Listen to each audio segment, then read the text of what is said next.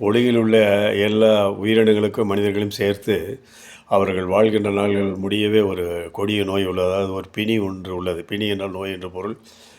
இந்த பசிப்பிணியை நோக்குவது தலையை சார்ந்த ஒரு செயலாகும். தைப்பூச திருநாளன்று வடலூரில் உள்ள வள்ளலார் திருச்சபையிலே அங்கு வருகை புரிந்த அத்தனை பக்தர்களுக்கும், பல்லாயிரக்கணக்கான பக்தர்களுக்கும் ஆங்காங்கே அன்னதானம் அளித்து சிறப்பித்தார்கள். வருந்தி அழைத்து அன்பு பாராட்டி வேண்டிய அளவு சாப்பிடுவதற்கு அன்னதானத்தை வழங்கினார்கள். ஒரு இடத்தில் இல்லை, 2 இடத்தில் இல்லை, நான் பார்த்த பல இடங்களிலும் அங்கங்கே கூடாரம் அமைத்து வந்த அத்தனை பேருக்கும் சலிக்காமல் மிக அன்போடும் பாசத்தோடு உணவளித்தார்கள். உண்மையிலேயே பாராட்டக்கூடிய செயலாக உள்ளது.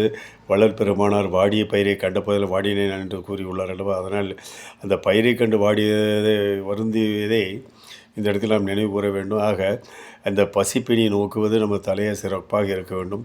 ஒவ்வொருவரும் அவரவர்களாக இயன்ற அளவு ஒரு நாளைக்கு ஒருவருக்காவது உணவளியுங்கள்.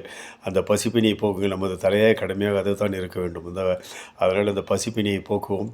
பசி இல்லாத அந்த உலகத்தை நாம் உருவாக்குவோம்.